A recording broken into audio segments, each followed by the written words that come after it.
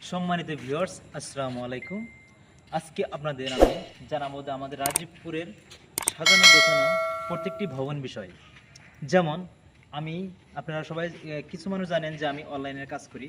তো আমার দোকানে এক 64 জেলা ভ্রমণকারী এক ব্যক্তি আসছিল। সে বসে পরে বলল যে ভাই ভালো মন্দ জিজ্ঞাসা পরে আমাকে বলল যে আমি 64 জেলায় ভ্রমণকারী। তখন আমাকে উনি বলল যে আপনাদের রাজীবপুরের উদ্দেশ্যে কিছু কথা বলতে চাই। তখন আমি শোনার জন্য আগ্রহী পড়লাম।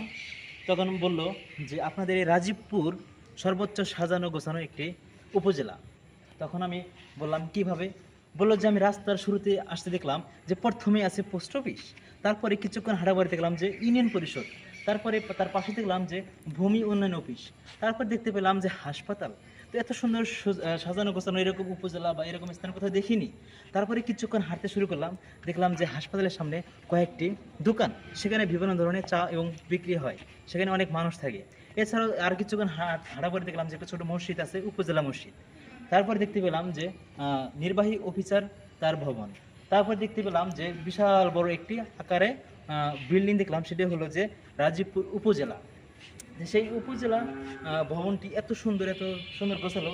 তারই পাশে আছে রেজিস্ট্রারি অফিস এবং তার সাথে ছিল ঐতিহ্যপূর্ণ একটি থানা। এর সাথেও আছে আমাদের সৌন্দর্য ঘেরা। তো তার পাশে পূর্ব পাশে যে পশ্চিম পাশের খোঁজ নিয়ে দেখলেন, সে বললেন যে পশ্চিম পাশে খোঁজ নিয়ে দেখলাম বিশাল একটা বড় নদী। সেই নদীর এত সৌন্দর্য ভেসে উঠেছে যে সেগুলো বলতে গেলে আমার মনটাই ভরে যায়। তো আপনাদের 64 জেলা আমি ঘুরে দেখেছি, কিন্তু আপনাদের উপজেলা রাজীবপুর উপজেলা সর্বোচ্চ সৌন্দর্য ঘোরা।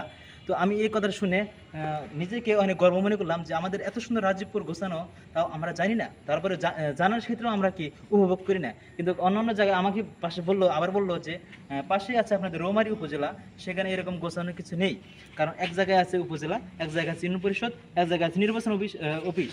কিন্তু আপনাদের রাজীবপুরই সর্বোচ্চ গোছালো এবং সুন্দর জায়গা। তেমনি আমি এখন আছি একটা নতুন উপজেলা। সেই উপজেলার পাশে আছে ডাক বাংলো এবং সাথে আছে রেজিস্ট্রি অফিস এবং পাশে আছে একটি পুরনো ঐতিহ্যমানের থানা বা জেল হাজত।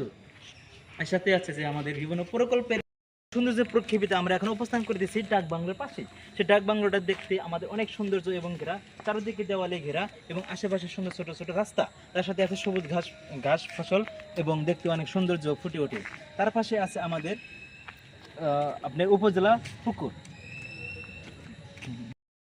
সেই সাথে চলে আসলাম ডাক বাংলোর পাশে আমাদের এখানে উপস্থিত আছে কৃষি উপজেলা, যেখানে কৃষি কার্যালয়, এখানে কৃষি বিষয়ে কার্যালয় করা হয়, এখানে কৃষির বিষয়ে গবেষণা করা হয়। এর সামনে আছে আমাদের সুদর্শন এবং সুন্দর একটি চতুর্থ আগার একটি পুকুর। সেই পুকুরটি আমরা এখন দেখতে পাচ্ছি, যে পুকুরের দৃশ্যমান অনেক সুন্দর। এখানে উপজেলার বা আশেপাশের কর্মচারীরা এখানে বিভিন্নভাবে বা বিভিন্ন সময় এখানে ক্লান্ত হয়ে এখানে গোসল করে বা এখানে বাতাস নিতে আসে। তো এই আমাদের উপজেলা বা আমাদের রাজীবপুরটা সৌন্দর্যে ঘেরা, আমরা বলে প্রকাশ করতে পারছি না। এবং যার আমাদের এই রাজীবপুর উপজেলা উপভোগ করতে চান, একটু কষ্ট করে ঘুরে যান এবং চলে আসুন আমাদের এই রাজীবপুর উপজেলাটা